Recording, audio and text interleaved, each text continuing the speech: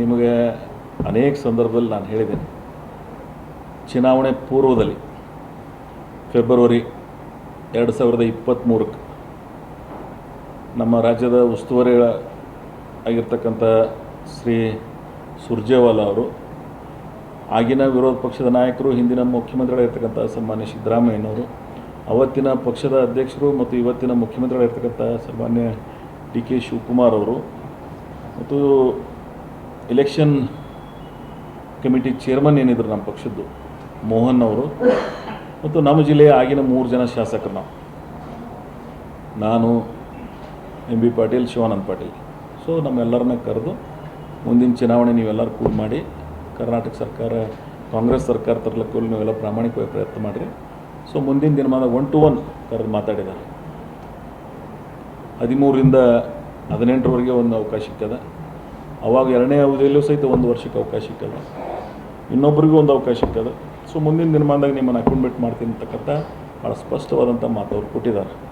ಆ ಮಾತನ್ನು ಉಳಿಸ್ಕೋತಾರೆ ಬಿಡ್ತಾರೆ, ಅದು ಅವ್ರಿಗೆ ಬಿಟ್ಟದ್ದು. But they have given word. ಆಮೇಲೆ ಇತ್ತೀಚಿನ 6 ತಿಂಗಳದ ಕೇಳಿದೆ ನಾನು, ವರ್ಡ್ ಅನೇಕ ಮಾತುಗಳನ್ನು ನೀವು ಕೇಳಿದ್ದೀವಿ. ಸೊ ಅವುಗಳನ್ನು ಇವತ್ತು ನಮ್ಮ ಮುಖ್ಯಮಂತ್ರಿಗಳಿರ್ತಕ್ಕಂಥ ಸನ್ಮಾನ್ಯ ಡಿ.ಕೆ. ಶಿವಕುಮಾರ್ ಅವರು ಆ ಒಡಂಬಡಿಕೆಯಿಂದಲೇ ಇವಕ್ಕೆ ಅವಕಾಶ ಸಿಕ್ಕದು. ಸೊ ಅದನ್ನು ಕರ್ನಾಟಕದಾಗ ಅನೇಕ ಜನರಿಗೆ ಈ ರೀತಿ ಅವರು ಮಾತುಗಳನ್ನು ಕೊಟ್ಟಿದ್ದಾರೆ ಅಂತೇಳಿ ನಾನು ಆಗ ಕೇಳ್ತಿರ್ತೀನಿ. ನನ್ನೊಂದೇ ನಿವೇದನೆ, ನೀವು ಯಾರಿಗೆ ಮಾತು ಕೊಟ್ಟಿದ್ದೀರಿ ಆ ಮಾತನ್ನು ಉಳಿಸ್ಕೊಳ್ಳಿ. ಮಾತು ಉಳಿಸ್ಕೊಂಡ್ರೆ ಆ ಮಾತಿಗೆ ಒಂದು ಬೆಲೆ ಇರ್ತದೆ, ಒಂದು ರಾಜಕೀಯ ಪಕ್ಷಕ್ಕೂ ಬೆಲೆ ಇರ್ತದೆ. ಸೊ ನಾನು ಆ ನಿರೀಕ್ಷೆಯಲ್ಲಿದ್ದೀನಿ, ಅವ್ರು ಕೊಟ್ಟ ಮಾತನ್ನು ಉಳಿಸ್ಕೋತಾರೆ ಅಂತಕ್ಕಂಥ ಸಂಪೂರ್ಣ ಅದಮ್ಯ ವಿಶ್ವಾಸ ನನಗದ. ಬಟ್ ನೋಡೋಣ, ಅದೇನು ಭಾಳ ದೂರ ಇಲ್ಲಿನ ವಿತಿನ್ ಶಾರ್ಟ್ ಟೈಮ್ದಾಗ ಆ ನಿರ್ಣಯ ಆಗ್ತದೆ.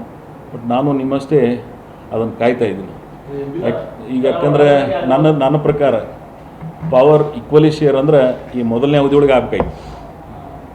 ಆ್ಯಸ್ ಪರ್ ಮೈ ಅವರು ಕೊಟ್ಟಿರ್ತಕ್ಕಂಥ ಮಾತಿಗೆ ನಾನು ಭಾಳ ಸ್ಪಷ್ಟವಾಗಿ ಹೇಳ್ಬೇಕಂದ್ರೆ ಮೊನ್ನೆ ಕೊಡಬೇಕಾಯ್ತು ಅಂತ ಅವರು ಕೊಟ್ಟಿದ್ದಾರೆ.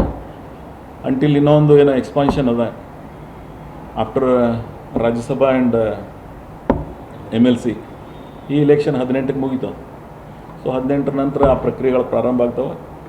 ಅವತ್ತೇನು ಅವ್ರು ತೀರ್ಮಾನ ತಗೋತಾರೆ, ನಾನು ಅದನ್ನು ಸೂಕ್ಷ್ಮವಾಗಿ ವೇಟ್ ಮಾಡ್ತಾಯಿದ್ದೀನಿ.